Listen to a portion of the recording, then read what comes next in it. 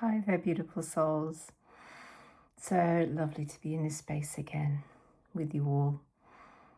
And for those who don't know me, I'm Layla.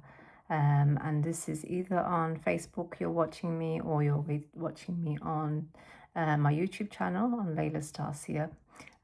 So I have the Facebook page on Layla Stasia, and I have the YouTube channel. So there are many videos that you can explore on different dimensions and beings and worlds, and so I hope you enjoy those. But today we are diving into the third episode of the Living Web series, and this one is dedicated to the beautiful, beautiful trees. And they are the elders of wisdom, who are like the bridge between the sky and the soil. They bring us so much, and so much love and so much nutrition, and without them, where would we be? They give us so much. So I wanted to dedicate this series to this actual episode to the tree beings. And so for me, I wanted to show my deepest gratitude for them. So I hope that you too can join in with this gratitude for the trees, because they are such immensely beautiful beings. So we all probably have our favorite tree. Now I wanted to share a few of my favorite trees. Well, I'd say they're not so much favorite, but sometimes what happens is, like, even though you have many beautiful trees around you, there are specific ones that want to communicate with you. And so I call them tree friends. I've got beautiful tree friends all around me as we speak. I'm facing all the beautiful oak trees in front of me and the hawthorn ring, which I'll speak to you about in a bit. So let me start with favorite trees, and basically my favorite book as a child was The Enchanted Wood and the Faraway Trees. So I kind of felt like I had a very deep connection with trees right from the beginning, okay? And I had three tree friends as a child. One was a plum tree, one was an apple tree, and one was a laburnum tree. And I used to play and speak to them and climb over them. And so I spent all my time in my grandparents' garden as I was growing up, and just communing and enjoying that space with them. And so that's when my kind of connection with trees started, but I'm sure that it probably was there right way before I was even born. Many lifetimes of communing with beautiful trees, and maybe even being a tree myself. So then the wonder lost me for a while. I disconnected to that part of myself as I was navigating the world. And then one day I went to one of the nature reserves near where we used to live, and that's when I came across a tree that passed like a bubbling brook. It was a beautiful place, and it was in the middle of the hills. And there I made a friend, and the tree friend was a pine tree, and he called himself Zod. And one day he asked me to place my forehead against his trunk, and as I did that, he showed me all the crystalline webs underneath his roots, and the mycelial network of trees, the root system, and the crystals all kind of connecting together to form this grid of communication and basically co-creation. And I was just like, I was awestruck. I didn't really know what to do with that information at that time. Well, I didn't know that this was coming with this Living Web series, so maybe this was all meant to be. Then I met another tree friend in a place where I visited on the borderland between North Wales and England. And this tree friend was a very ancient, old elm tree. And basically he showed me the colors, and through seeing the colors and the movement of sound, because I was listening to music at the time, and he wanted me to see the colors, and through seeing the movement of the sound, and how the trees communicate with each other, but also with the energetic field itself and how they contribute to the magnetic fields, emitting energetic waves. And so it was like a real, like a symphony. It was really amazing. It was like the music was, I was listening to the music, but the music was responding to the energetic waves that were like I could see. It was amazing. There was a beauty in the same place. There were a few different kinds of trees that really wanted to commune with me, and there was a beautiful maple tree, and she showed me how the breeze moves through her leaves, and the movement creates a flow of energy, which is part of the sound waves and the wider symphony. Then I also made friends with a group of birch trees, and they were just showering me with love, because they are very much of the unicorn essence and energy. And this is where, when you see like a grove or even a ring or a group of silver birch beings, that's where the unicorns are able to come through the portals. And because the veil is thinner and because of the energy frequency, you may be able to spot them if you see from the heart, because the unicorn energy is very innocent, and so it is very, very potent in those areas. Then there is an oak tree, okay, who is my friend where I live now. In fact, I have a group of beautiful oak trees, like I mentioned. They're all like beautiful sentinels, just like standing in front of me. I wish I could turn the camera around, but on this one I can't. So I will have to show you another time, okay?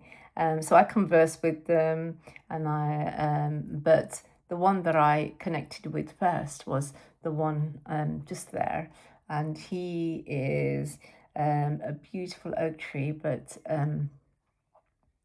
basically around him, intertwined with him, is this feminine vine.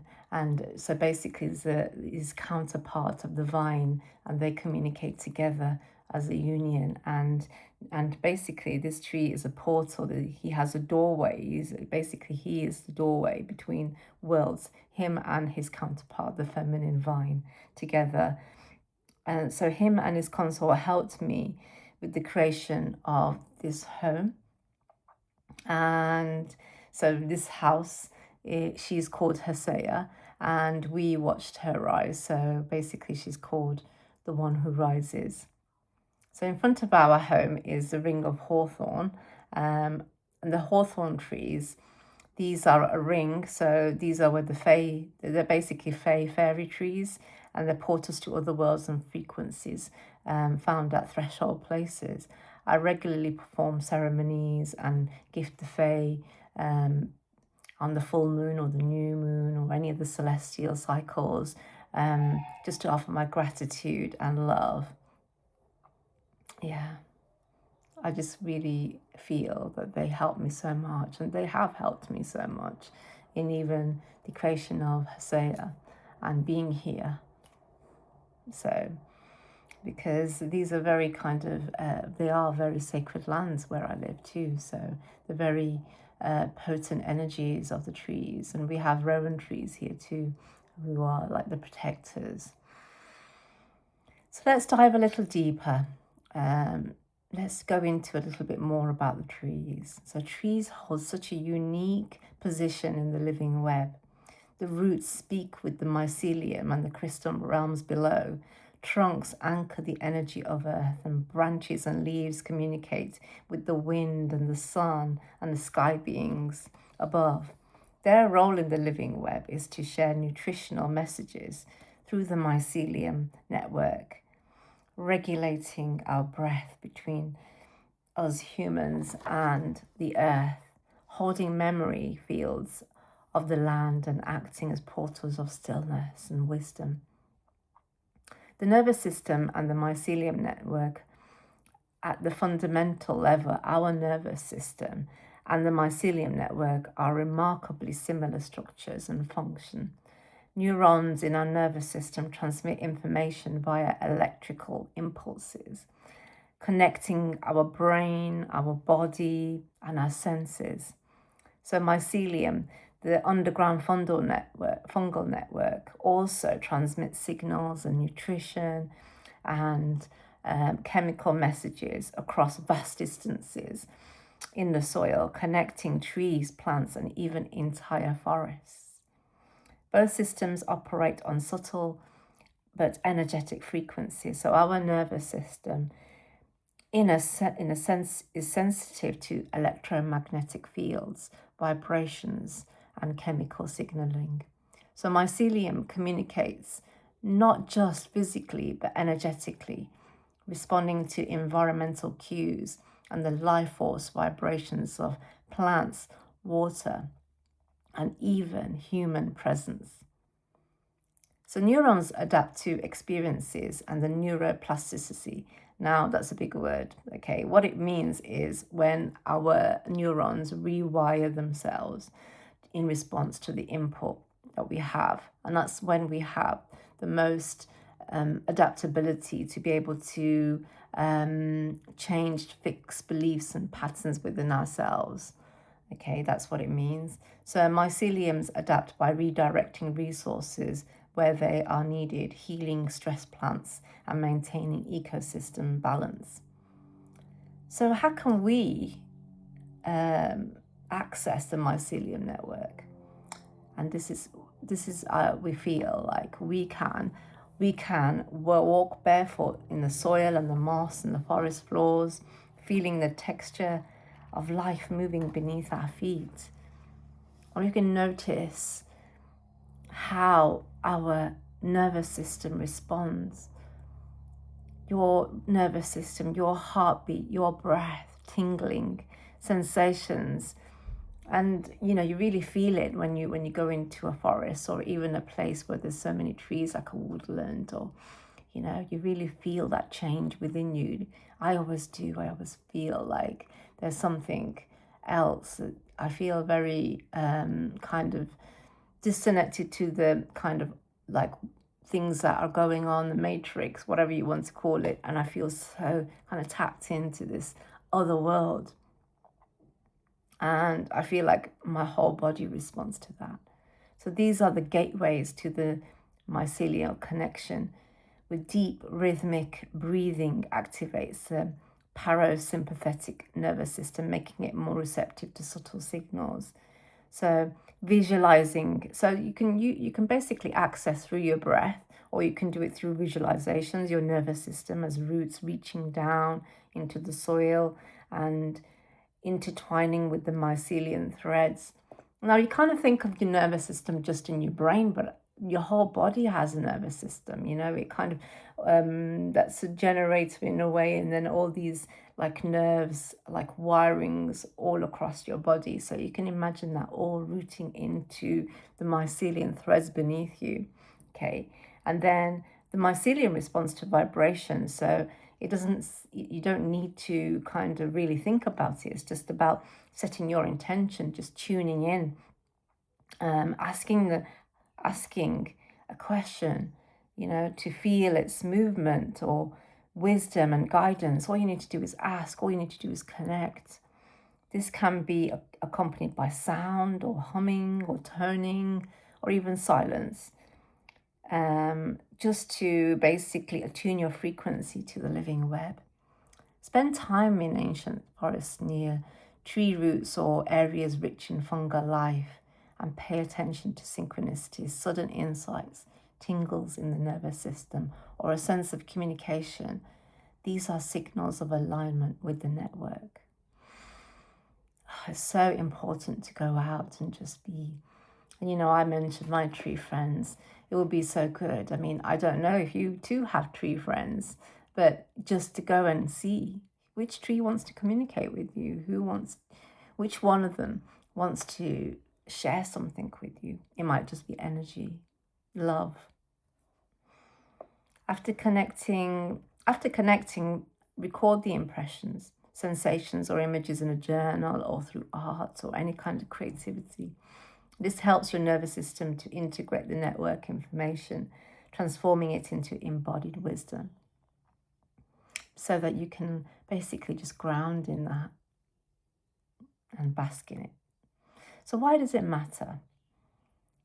The mycelial network is not just ecological, it's a mirror of our own inner networks. By connecting, we heighten intuition and perception, and we harmonize our nervous system with natural rhythms, accessing collective intelligence of life on earth and through many other realms too.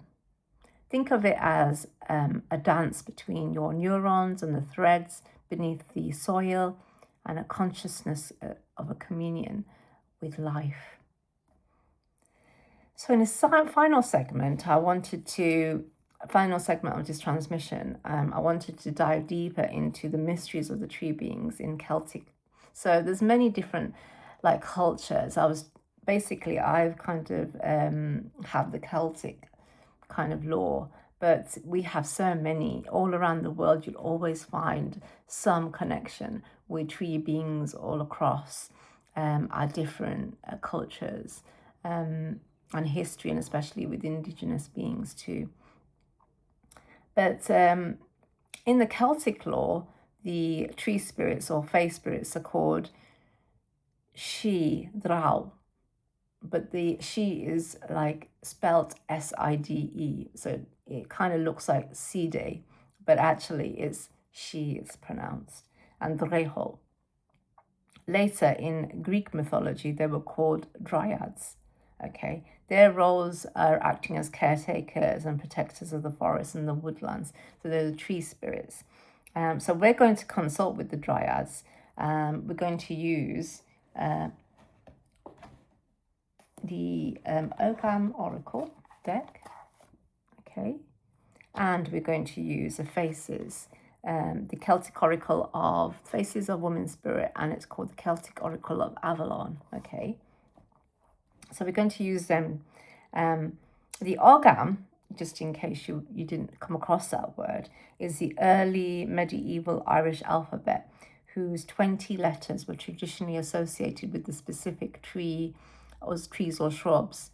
And the Ogham was used as a divination tool and also linked to herbal remedies. So basically they used the it was a bit like runes and symbols, and they kind of so they used them to heal people as well. So they used to divinate with them and see which ones needed the medicine was needed from specific trees. So it was a very kind of interactive way of supporting people. Okay, so I just thought that we could do this and it would be a bit of fun in terms of so I've already pulled some cards because I've got two different decks.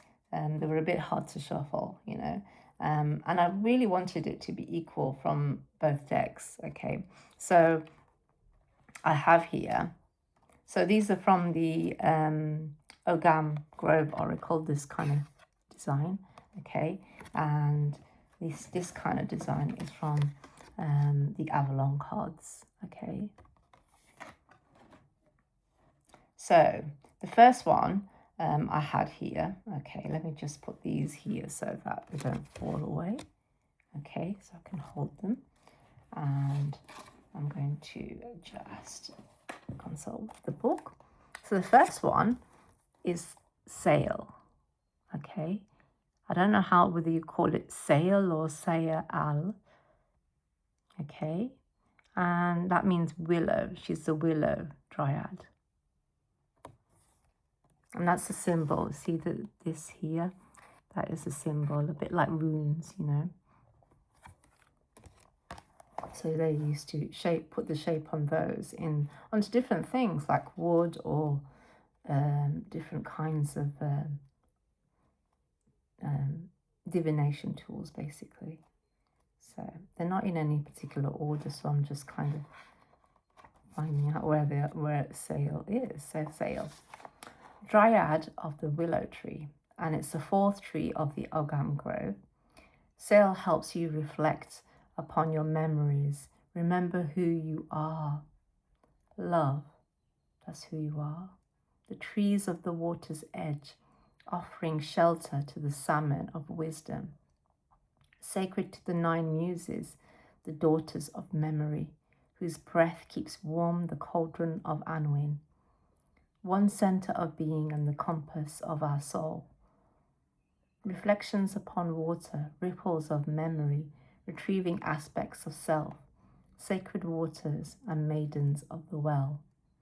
Meaning in a reading, Sail comes to you to help you reflect upon your past, of this lifetime and of previous lives. All that you have been, all that you are is your memories. So the cauldron of Anwin was a cauldron of the Celtic lore, and basically the cauldron, we have like 3 cauldrons within us, and then there's the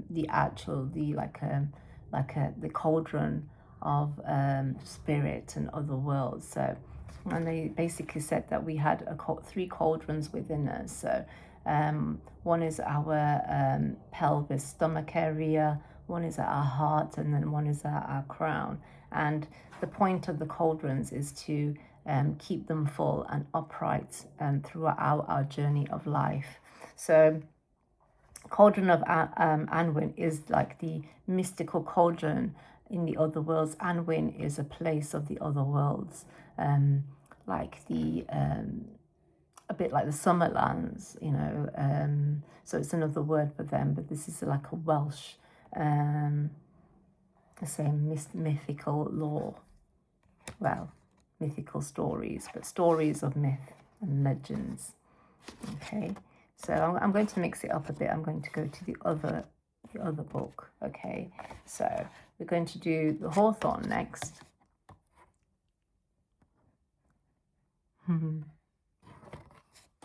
Beautiful hawthorn trees. Okay, so hawthorn, there she is. Choices, refining life, emerge from the realm of transfiguration. Will I know or not know? Will I respond or not respond? Decisions, life's joyful game. One looks at this delightful face, and all treasures allow you to feel like a child in a toy store. Choices are in front of you. Embrace the power of choice, the enlightenment of decisions, and bring forth the joy of living your wisdom. Remember on the path of choices to stop and smell the flowers. Acknowledge rewards already presented to you and continue to reach the fruition of your deepest desires. Hawthorn brings joyful reprieve after working with the transformational energy of the willow. And even in this one, it was quite strange because it actually was continuing from the willow. So that's when you know, don't you? Everything works out. After working with the transformation energy of willow, it is easier to connect with hawthorn moon. A white horse emerges and her strength carries you up the path to the spirit hut. Hawthorn will teach you about healing and joy. She will also share the teachings of polarities, decisions, and discernment. And as you review this card, what choices are you ready to make? What healing do you need to undergo to balance polarities in your life? With ease, joy, discern the right path for yourself. This is the time to be decisive, to review diversity in your life and to know what will serve you in living a joyful expression. Review, choose, and act. In so doing, you will walk in balance, live mirthfully with others, and equalize the polarities that have kept you separate from your purpose. So, beautiful hawthorn. And so we go back to the other set of cards, and this one is Idho. Idho.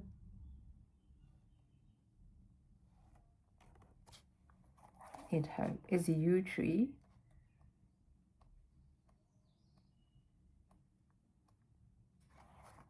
She's a dryad of the yew tree. So she's the last one, the conclusion of the Ogram Grove. Idho is the eternal spirit of renewal. Know that you are loved and that you belong. The tree of death and rebirth, tree of the winter solstice and the rebirth of the sun, sacred to the goddess Nemetona. She is sacred, she of the sacred grove, goddess of all groves and Nemeta. You trees can live for thousands of years. At the end of it all is you. You and the letter I. You and I, and the wheel turns. Meaning in a reading, Idho comes to you as a messenger from Nemetona herself. Know that you are the integral part of the whole, and that the grove upholds you. Wow. Well, this one is a message from the goddess Nemetona. When you step into a forest, when you honor the forest, the woodlands, the trees, they honor you back. And the goddess acknowledges you. You are in her realm. Nemetona.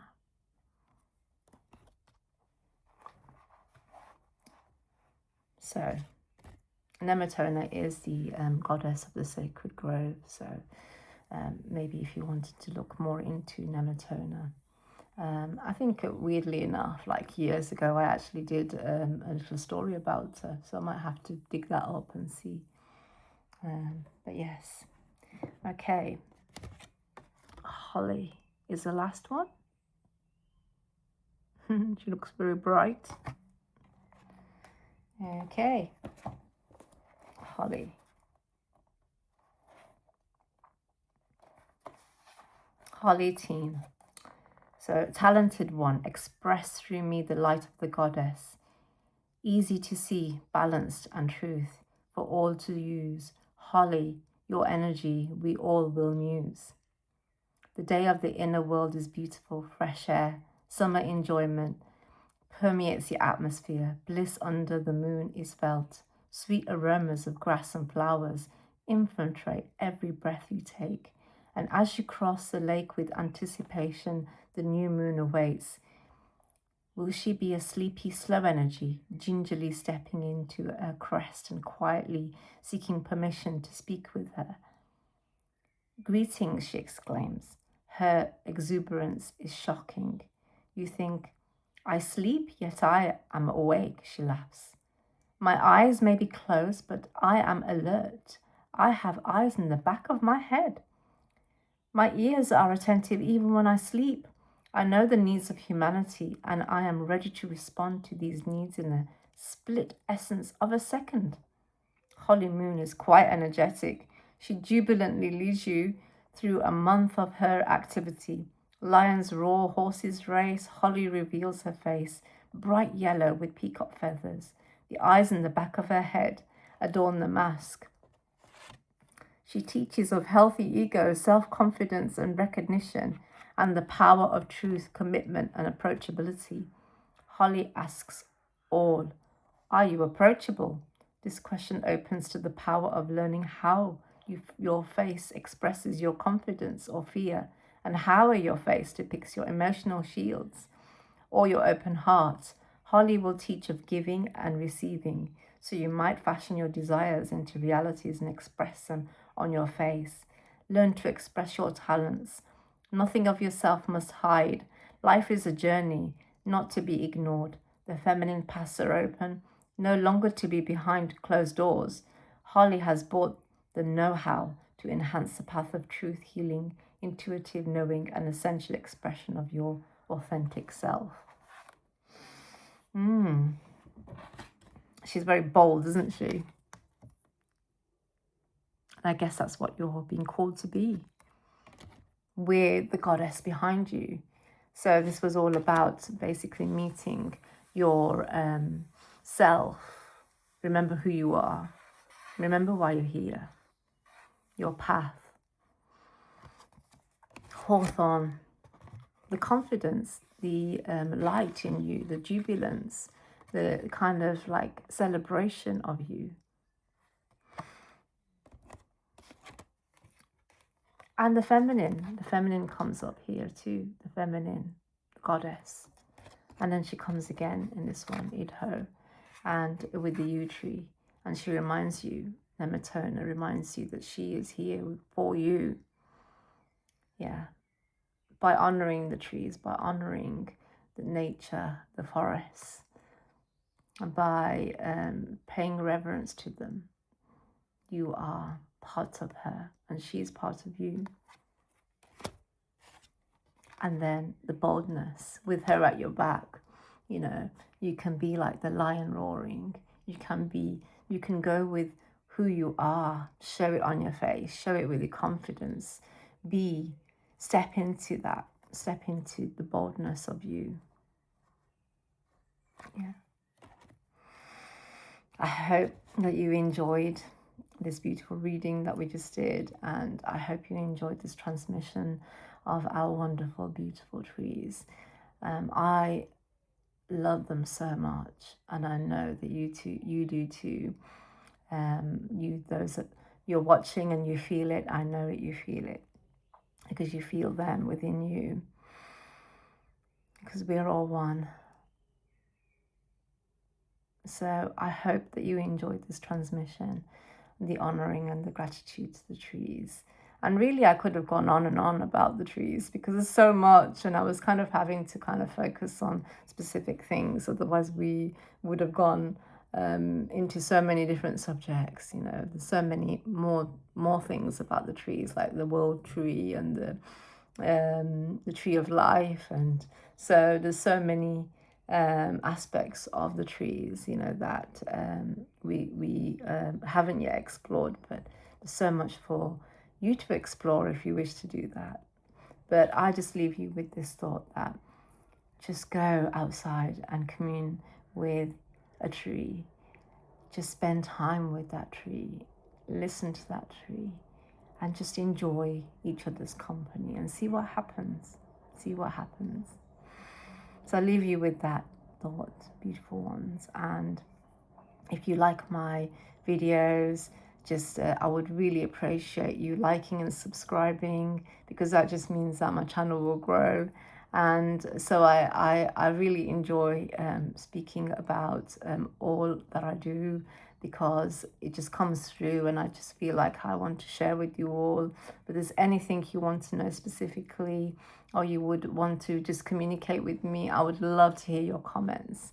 And so then my next transmission is going to be about the inner earth beings. So, and that's going to be a whole kind of, so the inner earth beings, then I've been shown that is going to be the water beings and the air beings and the fire beings. So we kind of, so the inner earth beings are the first of that living web series. It's still part of the living web series, but it's going to be, the next bit is going to be about the fae and the fairy, elementals, or whatever you want to call them, the she, the beautiful beings that are all around us, the devas, the nature spirits, all of them, you know, whichever name you want to call them. So, so the first one is going to start with the inner earth beings. So with that, I wish you the best of days and the best of months. I'm filming this on the 31st of March. Okay, so it's not yet the full moon, but everything is blossoming and blooming. The beautiful hawthorn trees in front of me, they're all blossoming, and it's just a beautiful time of year. So enjoy and be outside and enjoy the sun and all the different elements, you know, enjoy them all in all their boldness and love. And I share so much love with you. So until next time, from my heart to yours. See you soon.